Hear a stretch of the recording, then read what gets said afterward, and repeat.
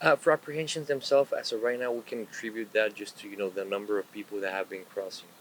That being said, we understand that after the CBP went away, a lot of people stayed back in Mexico. A lot of the migrants didn't decide to cross.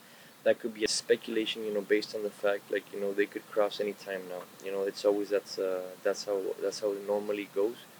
We operate always on a daily basis. We always adapt. We always allocate the number of agents needed in the area.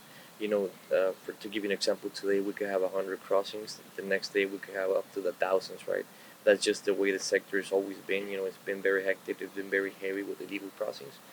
That's why we've been seeing most of the support coming from the Department of Defense and the state of Texas. Providing additional troops to help us protect this area. The people who had their CBP one up application, it's done. The appointment got canceled. Some of them stayed in Mexico. Some of them went back to their country. The ones that stayed in Mexico are currently in shelters. They're either trying to apply for a legal pathway to come into the U.S. or to stay in Mexico.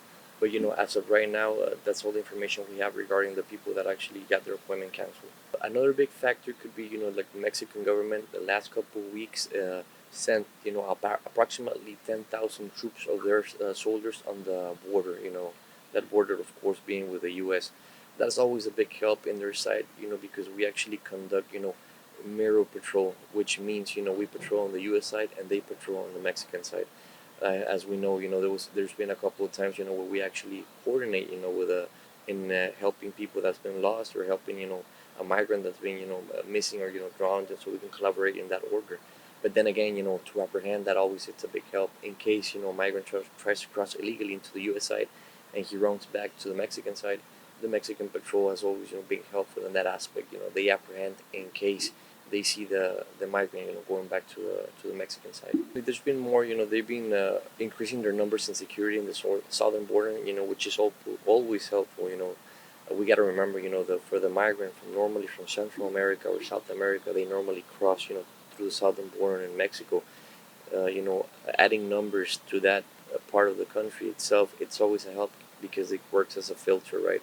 They try to make sure everybody who's trying to come into Mexico has a proper documentation to come inside the country of Mexico. If they're trying to stay in to work for working purposes, that's on the side. But we have to remember, them adding those numbers down there, it's always a big help that contributes to the safety and for the security of our southern border.